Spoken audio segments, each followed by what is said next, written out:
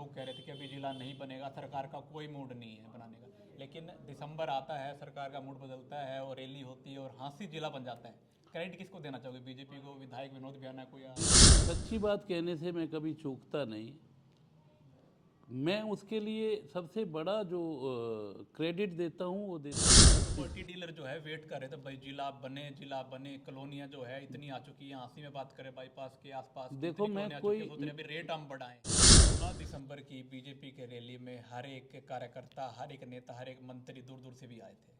क्या डॉक्टर लोकेश टुटेजा भी वहाँ पर मौजूद थे, स्टेज पर दिखे? कि विधायक की तरफ से भी कोई निमंत्रण नहीं था और ना केवल विधायक, बल्कि जहाँ मैं अक्सर इच्छा रखता हूँ कि कम से कम संगठन को तो ध्यान रखना चाहिए था, तो उन्होंने भी मुझे कोई ऐसा व्यक्तिगत निमंत्रण भेजा नहीं भेजा तो भी कोई बात नहीं, मेरी आस्था बीजेपी के साथ है। लेकिन कल को निश्चित तौर पे एक कमिटमेंट ज़रूर करना कि भारतीय जनता पार्टी जिसको भी टिकट दे उसके साथ खड़े रहना।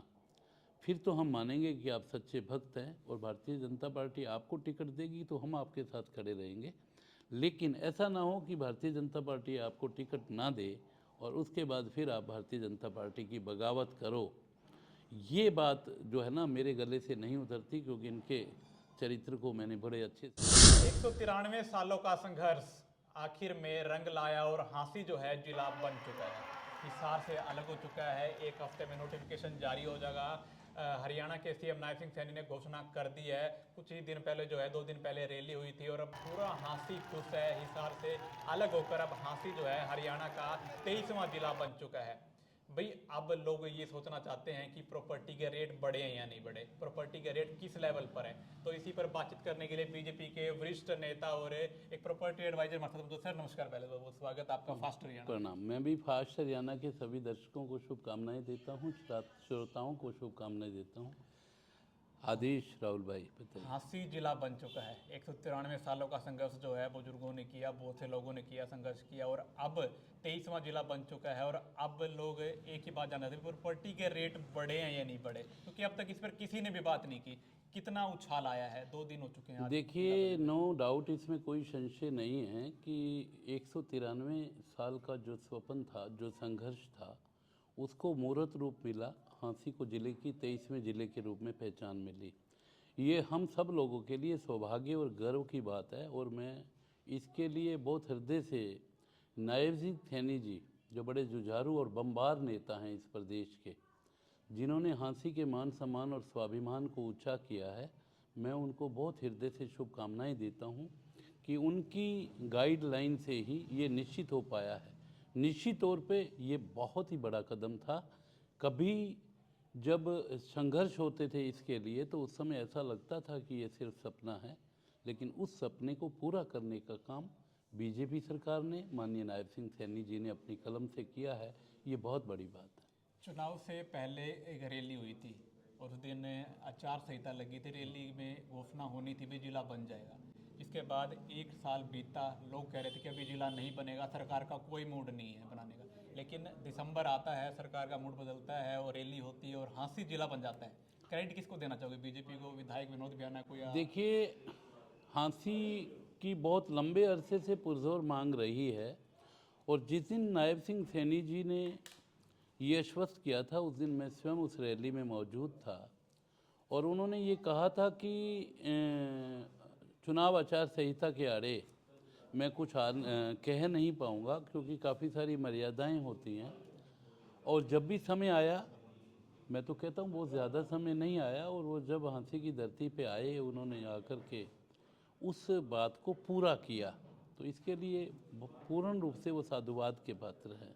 क्रेडिट की बात हुई थी, क्रेडिट किसको दोगे, बीजेपी को, नायब सैनी को, देखिए हांसी के निश्चित, विधायक विनोद बियाना को? देखिए मैं बताता हूँ, बीजेपी पार्टी की दूरदर्शी सोच और ना केवल नायब सिंह मुख्यमंत्री, जिस तरह से उन्होंने नारनौंद को, बरवाला को, भानीखेड़ा को, इन सब को साथ लेकर के, और सभी स्थानों के विधायकों ने, इवन राम कुमार गौतम जी ने भी, कैप्टन अभिमन्यु ने जी ने भी, रणवीर गंगवा जी ने भी, सभी लोगों ने एक मुश्त होकर के जब कहा कि हांसी जिला बनना चाहिए, तो उन्होंने जनप्रतिनिधियों की भावनाओं का सम्मान करते हुए हांसी का जिला बनाया।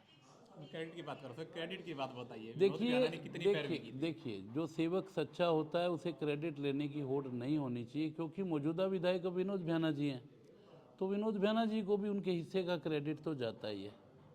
जो आज उठाई विधानसभा की हाँ। बात करें या किसी भी नेता के बारे में बात करें, हर जगह अपनी बात को पुरजोर लगाया और हांसी को जिला बनवाने के लिए तत्पर कार्य भी किए। देखिए सच्ची बात कहने से मैं कभी चूकता नहीं।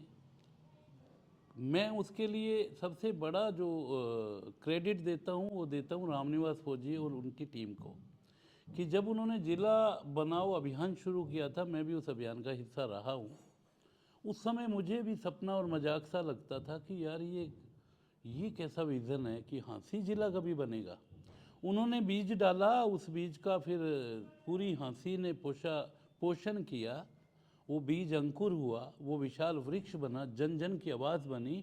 मुझे ध्यान है कि एक बार रामनिवास फौजी जी, हम कब खुद उनके साथ थे, तो उस क्षण वो बहुत लास्ट मोमेंट पे जब उनकी बीपी वगैरह भी लो हो गया था 12-13 दिन के अनशन के बाद, और हम सब लोग उनको मिन्नत कर रहे थे इस बात के लिए कि आप अनशन तोड़ दें। सरकार भी उस समय बड़ा प्रेशर कर रही थी भाई किसी तरह ये अनशन तोड़ा जाए, और वो मानने को तैयार नहीं थे। तो देखो वो सच्चा संघर्ष है, उस संघर्ष को क्रेडिट जाता है। राज और ये जो एमएलए हैं ये तो आते जाते रहेंगे। उस समय जब बीज डला, उस बीज का पोषण हुआ, जनता, हाँसी की जनता ने उसका पोषण किया और विशाल का वो वृक्ष बना। और उस वृक्ष में कहीं ना कहीं उस वृक्ष को मूर्त रूप देने में, उसको जिला बनाने में हाँसी विधायक का भी योगदान है, क्योंकि वर्तमान में वो विधायक है। एक सवाल मेरा हांसी की जनता से है, भाई हांसी जिला बन चुका है, सभी को बहुत बहुत शुभकामनाएं, लेकिन इसका क्रेडिट आप किसको देना चाहोगे?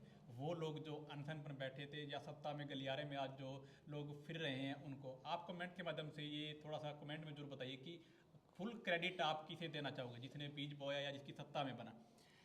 आखिरी सवाल मेरा ज़्यादातर कहना चाहूँगा, हांसी जिला बन चुका है, प्रॉपर्टी के रेट 2 दिन हो चुके हैं लगभग बने हुए, प्रॉपर्टी के रेट कितने बढ़े हैं या कोई उछाल आया अभी तक? देखिए मैं बताता हूँ, कई बार ना क्या होता है कि मैंने कल शायद लिखा भी था ये बात कि निष्काम भाव से जिस व्यक्ति ने संघर्ष किया वो रामनिवास फौजी है। आज व्यक्तिगत लाभ लेने के लिए इसको किसी भी तरह से प्रोजेक्ट किया जा सकता है।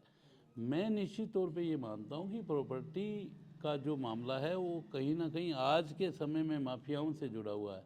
इसीलिए मैं बहुत ज़्यादा इन बातों को तवज्जो नहीं देता कि रेट बढ़े और कोई गरीब आदमी उलझ जाए, अपने पूरे जीवन की गाढ़ी कमाई ऐसे हवाबाजी में लगा दे।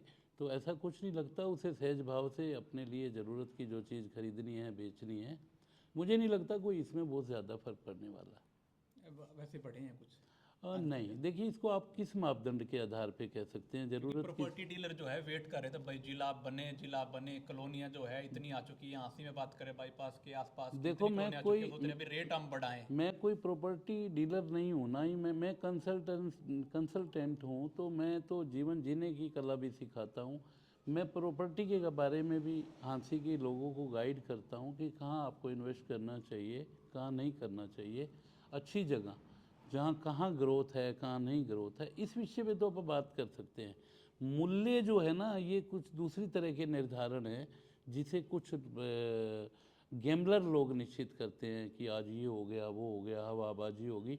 मेरा वो ना कोई इस तरह से मिसगाइड करने का जनता को कोई मेरा इरादा है, ना ही मैं चाहता कि कोई मिसगाइड हो, कहीं मिसगाइड होकर के कोई जीवन की गाढ़ी कमाई अपनी लगाए और बहुत तकलीफ़ होती है। तो इसलिए वो सहज होकर के जहाँ उसको ज़रूरत है वो खूब अच्छे से ऑब्ज़र्व करे कि कहाँ उसको कोई नुकसान ना हो, उस तरह से वो काम करे। 16 दिसंबर की बीजेपी के रैली में हर एक कार्यकर्ता, हर एक नेता, हर एक मंत्री दूर दूर से भी आए थे।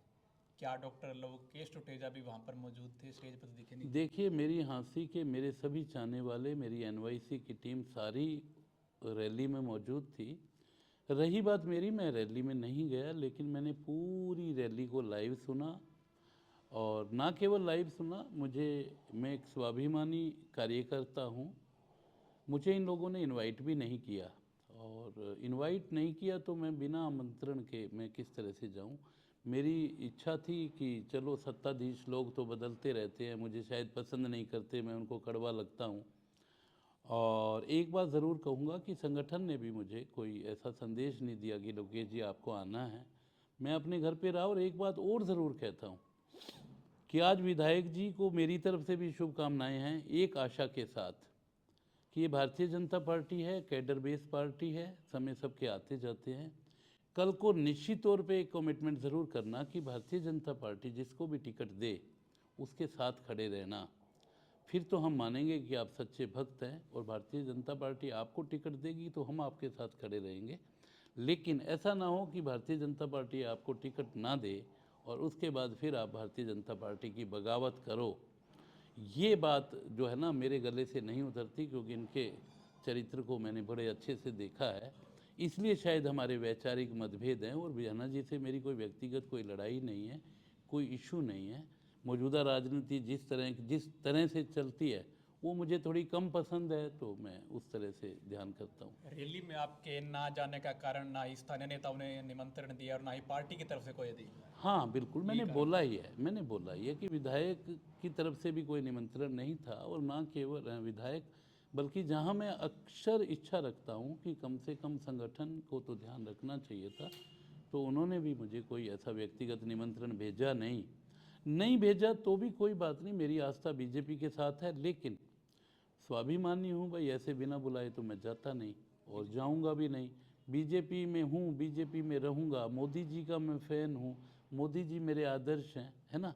माननीय मनोहर लाल जी, माननीय नायब सिंह सैनी जी, मुख्यमंत्री जी, शायद ये लोग कहीं मिसगाइड करते होंगे, कोई बात नहीं। मैं बीजेपी अपनी अपने ही कार्यकर्ताओं नेताओं को अनदेखा कर रही है कहीं ना कहीं, मेन बात ये है। देखिए, अनदेखा कर रही है या नहीं कर रही, लेकिन मैं अपने सामाजिक कार्यों में पूर्ण रूप से व्यस्त हूँ। और मुझे जितने एफर्ट्स करने चाहिए इस झांसी की जनता के लिए, वो मैं बहुत हृदय से कर रहा हूँ, करता रहूँगा। क्या फ़र्क पड़ता है मुझे, ना कोई भूतो ना भविष्यति।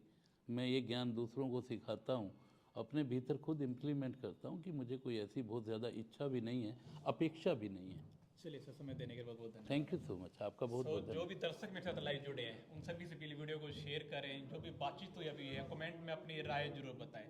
और साथ ही साथ 2 दिन हो चुके हैं हांसी जिला बने हुए, कोई प्रॉपर्टी का रेट बढ़े या नहीं भी, आपके आसपास बढ़े या नहीं बढ़े, जो कॉलोनी में प्लॉट लिए हैं अब रेट क्या चल रहा है वो थोड़ा सा आप कमेंट में बताइए। और अपनी प्रतिक्रिया जो है कमेंट बॉक्स में जो बताइए भाई, रेट अब बढ़े हैं या नहीं बढ़े, या कितने दिनों बाद बढ़ेंगे, कितने % बढ़ेंगे। वीडियो को शेयर करें, कमेंट में अपनी राय बताएं। जुड़े रहें फास्ट हरियाणा न्यूज़ के साथ। नमस्कार।